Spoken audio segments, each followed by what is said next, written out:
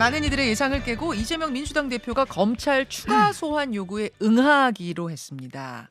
모욕적이고 부당하지만 대선 패자로서 검찰에서 오라고 하니 또 가겠다. 이렇게 얘기를 했습니다. 사실 지도부 분위기는 만류하는 쪽이었던 걸로 알려졌는데 어떻게 이재명 대표는 추가 조사 요청에 응하기로 결정을 한 걸까요? 사실 이것도 이제 당으로서는 풀어야 할 큰 숙제였다면 앞으로도 숙제들이 겹겹이 쌓여 있습니다. 예, 그 숙제들에 대해서 이분은 어떤 생각을 가지고 계실지 이재명 대표의 35년 지기이자 친명계 좌장으로 불리는 분이죠. 정성호 민주당 의원 나오셨어요. 어서 오십시오. 네, 안녕하세요. 네. 검찰이 오라고 하니 또 가겠다. 사실 지난 주말까지만 해도 검찰이 고의 지연시키는 거 아니냐, 뭐 네. 일부러 더 부르려고 저러는 거 아니냐, 그래서 우리는 안 나가는 게 낫겠다. 이게 지도부 분위기인 걸로 알려져 있었는데 네네. 어떻게 가는 걸로 어제 발표가 됐을까요? 저는 그 이재명답게 잘 결정한 거라고 생각합니다. 예, 결자 해지죠. 본인이 어제 얘기한 것처럼 예, 본인이 대선에 패배했으니까 그 대가 치르는 것이라고 얘기를 했는데 예. 이재명 그 당대표가 대선에서 승리했다고 하면 검찰이 이런 식으로 수사를 했겠습니까? 그렇지 않습니까? 그렇기 때문에 뭐 어쨌든 이 문제가 된 건 본인이 대선에 패배한 게 원인이 됐으니까 그런 결자 해지 차원에서 전 잘 결정했다고 보고 있고요. 원래 제가 아는 이재명은 그 당대표는 수십 년 동안 특권과 또 반칙과 싸우면서 성장한 사람입니다. 국민들이 보기에 당대표라고 해서 출석하지 않고 하는 거에 대해서 어떻게 생각할까를 좀 알고 있고요. 그런 의미에서 뭐 당당하게 나가서 조사받겠다라는 게 처음부터 이재명의 생각이었을 겁니다. 지도부는 만류했지만 네. 본인 생각은 계속 이쪽이었어요? 네, 나가야 된다? 저는 뭐 그렇게 알고 있습니다. 혼자 나간다 이것도 확고한 겁니까? 확고한 겁니다. 일각에서는 혼자 나가라고 말은 저렇게 하지만 내심은 와주기를 바라시는 거 아니야? 이런 얘기도 이재명이 성남시장 경기도지사 하면서 정말 그 권력의 그 탄압을 계속 받아왔습니다. 그랬을 때 늘 누구의 도움도 받지 못했습니다. 그때 혼자 싸웠어요. 특히 성남시장 할 때도 제가 기억하기로는 그 공공 그 산후조리원 그 설립 문제 때문에 박근혜 대통령 때 반대를 했습니다. 예. 그게 보편적 복지이기 때문에 안 된다고 했을 때 본인이 혼자 나가서 단식했습니다. 당에서 아무도 관심 가져주지 않았어요. 그게 이재명다운 겁니다, 사실은. 네. 그래서 검찰 출석할 때도 혼자 가겠다는 의지는 분명하다는 네네. 말씀이시고 어제 이제 나오라고 하니 또 가겠다라고 하면서 앞에 붙인 말이 지금 정성호 의원님이 말씀해 주신 대선에서 패배했기 때문에 그 대가를 치르는 거라고 생각하면서 나오라니 가겠다 예, 예. 이랬거든요. 대선에서 패배했기 때문에 대가를 치른다라는 말이 네네. 일각에서는 아니 대선에서 졌다고 없는 죄를 만들 수 있는 시대는 아니지 않느냐. 오히려 정치 탄압 프레임, 뭐 보복 프레임을 일부러 만들어 가시는 건 아니냐라는 반론도 나와요. 지금 대선 패배한 직후부터 대선 패배 전과 후에 검찰의 수사 태도가 완전히 또 달라진 것도 사실 아니겠습니까, 사실? 지금까지 뭐 이재명 대표의 측근이라고 하는 뭐 정진상, 김용 수사 때나 지금 이재명 당대표의 1차 소환, 2차 소환에 이르기까지 이재명 당대표가 예. 직접 뭐 금품을 수령했다거나 하는 그런 물증이라든가 직접적 증거가 단 하나도 나왔습니까? 저는 검찰이 증거를 만들어 가고 있다고 생각해요. 검찰이 권력의 신여에서 벗어나갔고 오히려 권력 그 자체가 돼갖고 사건을 만들어가고 있는 게 아닌가. 뭐 김남국 의원 얘기한 것처럼 털어서 먼지가 안 나니까 먼지를 묻혀갖고서 지금 터는 게 아닌가라고 좀 의심할 수밖에 없습니다. 사실요. 먼지조차 안 나니까 예, 먼지를 지금, 묻히고 있어요? 지금 검찰은 이게 뭐 이재명 대표를 수사해서 사법 처리하는데 끝나는 게 아니라 정말 어쨌든 우리 사회 전체를 바꾸려고 하는 게 아닌가 하는 그런 좀 의심을 하고 있습니다. 이게 그건 무슨 말씀이세요? 우리 사회 전체. 이재명 당대표에 대한 그 검찰 수사뿐만 아니라 여당 내에서 여당의 당대표였던 이준석 당대표를 내치고 나경원 의원을 내치는 그 과정을 보면은 당내에서조차 일체 다른 목소리를 허용하고 있지 않지 않습니까? 지금 권력과 다른 목소리를 내는 우리 사회의 민주적인 시스템 자체를 갖다가 위협하고 있는 게 아닌가 저는 그런 걱정이 많이 듭니다. 그런 느낌까지. 그러면 기소는 기정사실일 거다라고 이미 이제 이재명 대표 스스로도 네네. 발언했으니까 기소는 이제 뭐 된다는 거 다들 전망하고 계시다는 건데 정 의원님도 그렇게 생각하고 계시는 것 네네. 같고요. 다만 기소에는 불구속 기소와 구속 기소가 있습니다. 이번에 추가 조사까지 응하고 나면 불구속 기소로 갈 거라고 보세요? 아니면 그럼에도 불구하고 구속영장 청구할 거라고 보세요? 검찰을 지금까지 수사 행태를 보면은 역시 그 망신주기 방식의 어떤 수사 뭐 그러고 나서 그리고 뭐 그런 식으로 하고 결국에는 뭐 영장을 청구하지 않겠습니까 사실은. 아, 구속영장은 뭐 이러나 저러나 회기 중이나 어쩌나 칠 것 같아요. 그렇죠. 영장을 청구해야 아. 국회에서 영장 청구하게 되면 당연히 체포 동의안을 국회에다 보내게 되어 있지 않습니까? 예, 국회에서 체포 동의안을 뭐 부결하든 뭐 가결하든 그때 봐야 되겠지만 되면은 그 야당이 뭐 특권 의식을 갖고 당 대표를 갖다 방탄하기 위해서 부결시켰다. 또 그런 논리로 또 비판하지 않을까. 비판하겠죠, 사실은요. 또 여당에서는 예. 뭐 그런 프레임을 만들어가기 위해서 당연히 청구하겠죠. 그래요. 당연히 청구할 네네네. 거라고 보세요. 그럼 구속영장이 청구되면 이제 뭐 지금 회기 중이기 때문에 체포동의안이 국회로 오는 거고. 네네. 그럼 민주당은 또 한 번 어쨌든 숙제 앞에 놓입니다. 네네. 노웅래 의원 때처럼 부결시킬 것이냐, 아니면 가결시킬 것이냐. 어떻게 해야 된다고 정 의원님은 보세요? 좀 모르겠습니다. 그건 뭐 그 당시 상황이 뭐 가정을 뭐 전제로 해갖고 답변하기는 그렇지만은 사건의 전체 상황들을 보고서 의원들 각자 양심에 맡겨야 될 거라 저는 생각하고 있습니다.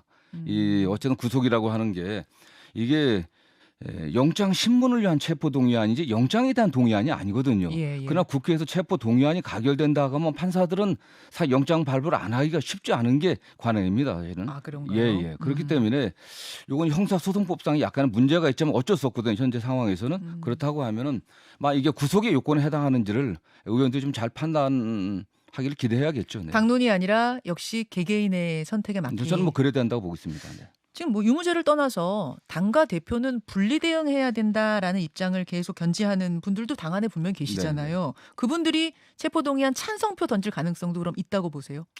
모르겠습니다. 그것도 뭐 예측하기 쉽지 않은 상황이고 다만 검찰이 이재명 당대표를 수사한 일련의 과정이라든가 예. 이재명 당대표에 대한 사건의 실체적 진실에 관련해 갖고 검찰이 지금까지 제시했던 증거들 전반적인 걸 좀 살펴본다고 하면 예. 의원들도 신중하게 판단할 거라고 보고 있습니다. 네.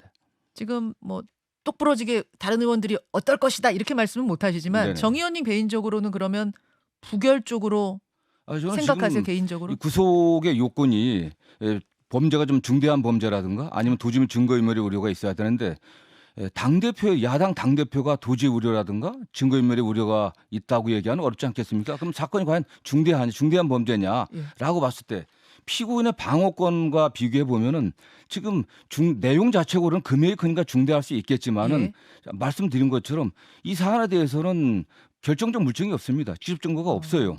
그런 것들 고려한다고 하면 피고인의 방어권 보장이 굉장히 더 중요한 게 아닌가라는 생각을 합니다. 개인적으로는 부결 쪽 생각하고 계시는군요. 근데 중대한 범죄라고 생각하는 국민들도 적지 않아요. 특히 네네. 이번에 성남 FC 건이랑 이게 병합돼서 구속영장 네네. 청구되면 아니 그게 어떻게 중대하지 않을 수 있느냐? 그리고 말을 맞출 가능성 같은 걸 생각할 때 구속영장 청구될 수도 있지 않느냐? 지금 이런 분들. 상황에서 어떻게 말을 맞추겠습니까? 근데 중대한 범죄라고 하지만 도대체 성남 FC 같은 경우도 누가 피해를 봤다는 겁니까? 그게 배임죄라고 하는 게 임무에 위배해갖고 손해를 끼쳐야 되는데 누가 손해를 받았습니까? 아무도 손해 본 사람이 없습니다. 그 어떻게 이렇게 중대한 범죄가 되는지 전 이해가 안 돼요, 사실요. 대장동 사건도 마찬가지입니다. 이걸 만약 이재명 성남시장이 민관 공동 개발을 한 게 아니라 처음에 업자들이 요구한 것처럼 민간 개발을 했다고 하면 그들이 아무리 많은 이익을 가져갔다고 하더라도 문제가 되질 않았을 거예요. 이게 알겠습니다. 부산 LCT가 대표적인 거 아니겠습니까? 네. 그러니까 뭐 그 부분은 이제 뭐 논쟁의 뭐 거리가 되겠습니다만 그런 여하튼 의미에서 정 의원님은 방어권이 필요한 겁니다. 네. 장외투쟁도 토요일부터 그러니까 대국민 보고 대회를 네네. 장외에서 하는 방향, 이른바 장외투쟁도 병행이 되는 걸로 제가 알고 있어요. 네네. 제가 느끼는 분위기는 이제 민주당이 이재명 대표 중심으로 훨씬 적극적인 수위의 대응을 하는 걸로 방향을 잡은 게 아닌가, 맞습니까? 저는 그 장외 투쟁의 뭐 방식과 형식이 좀 어떻게 되는지는 잘 모르겠습니다. 다만 뭐 국민 보고 대회를 한다고 얘기를 하는데 이게 이재명 당대표 문제를 에 관련한 어떤 게 아니라 오히려 지금 검찰을 앞세운 어떤 뭐 민주주의 파괴라든가 또는 장기 집권의 그런 음모들 이런 것들을 좀 그 실체를 밝히는 그런 장소가 좀 되어야 되지 않겠나 생각을 합니다. 근데 국민들이 느끼시기에는 아 이게 정치 탄압 뭐 이런 것에 대해서 이렇게 하는 거니까 이렇게 그렇게 느끼시지 않겠어요? 뭐 그런 측면이 아무래도. 있겠죠. 네네. 그러면서 이제 이 방향이 그럼 예전에 조국 전 장관이 비슷한 수사 당하고 할 때 그때 분위기로 가는 건가? 당이 그런 네. 대응을 택하는 것인가? 네네. 이런 뭐 생각도 들더라고요. 저는 뭐 그렇지는 않을 거라고 보고 있습니다. 네. 어쨌든 장외투쟁이라고 얘기를 하지만 이게 지속적으로 이재명 당대표 사안에 관련해 갖고서 지속적으로 저희가 장외에서 국회 밖에서 싸우는 건 저는 뭐 바람직하지 않다고 보고 있고요. 다만 지금 윤석열 정권이 민생을 포기하고 경제 문제 해결을 좀 포기한 상황 아니겠습니까? 그런 문제 그러면서 사회를 전방위적으로 압박하고 있지 않습니까? 언론을 갖다 장악하기 위해서 여러 가지 지금 조치들 취하고 그런 전방위적인 민주주의 민주 파괴 또는 장기 집권 음모를 갖다 실행하려고 하는 그런 시도들 이런 걸 폭로하는 자리가 되어야 된다고 생각하고 있습니다. 네. 조국 시즌 2 이런 얘기를 국민의힘 패널들 나오시면 많이 해요. 네네네. 그럴 가능성이 있다고 저는 뭐 그렇게 국민의- 가지는 않을 거라고 보고 있습니다. 저희도 충분히 경험을 했기 때문에 우리 당의 여러 가지 대응이 국민들을 갖다 분열시켜 갖고 또 진영 간의 그 갈등을 더 만약 더 증폭시키는 그런 방향으로 하진 않을 거라고 보고 있고요. 다만 윤석열 정권의 어떤 본질, 검찰 수사의 그 본질을 갖다 폭로하는 그런 방향으로 그런 가야 된다. 장외투쟁이 될 거다. 방향으로 가야 된다고 생각합니다. 그래 가야 된다고 본다 그 말씀. 그 이제 구속이든 불구속이든 기소가 되면 또 하나 풀어야 될 숙제가 당헌 80조인데 네네. 기소되면 당직 내려놓고 재판받는다. 그게 이제 당헌 80조입니다. 근데 예외 조항이 하나 있죠. 뭐냐면 정치 탄압으로 인정될 때는 예외다. 네. 근데 그 결정은 누가 하느냐? 당무위원회에서 한다. 이렇게 돼 있어요. 네네. 그럼 여기서 또 셀프 시비가 붙을 수가 있습니다. 저는 그 당무위원장이 예. 대표시기 때문에. 네네. 당헌 80조가 처음부터 해석이 좀 잘못됐다고 생각하는 사람입니다. 어, 저는 법률가로서 예. 봤을 때 예. 저는 원래는 그렇게 해서는 안 된다고 생각해요. 왜냐하면 사무총장이 뇌물 등 이런 혐의 기타 등등의 혐의로 기소되면은 기소된 당직자의 경우 직무를 정지하고 윤리심판원에 회부할 수 있다고 되어 있습니다. 애초에 그랬죠. 네, 사무총장이 네네. 주체가 사무총장입니다. 예. 사무총장이 직선으로 선출된 당대표나 최고위원에 대해서 그렇게 할 수 있겠습니까? 사무총장이 당직자거든요. 예. 고유 의미의 원래 당의 당무를 본 당직자라고 저는 해석을 해야 된다고 보고 있습니다. 그러나 예를 들면 당직을 맡고 있지 않은 국회의원에 대해서는 어떻게 얘기하겠습니까? 막 예를 들면 노웅래 의원이 어떻게 될지 모르겠지만 만약 기소된다고 하면 노웅래 의원은 당직자가 아닙니다. 국회의원이지만 이건 해당하지 않아요. 사실은.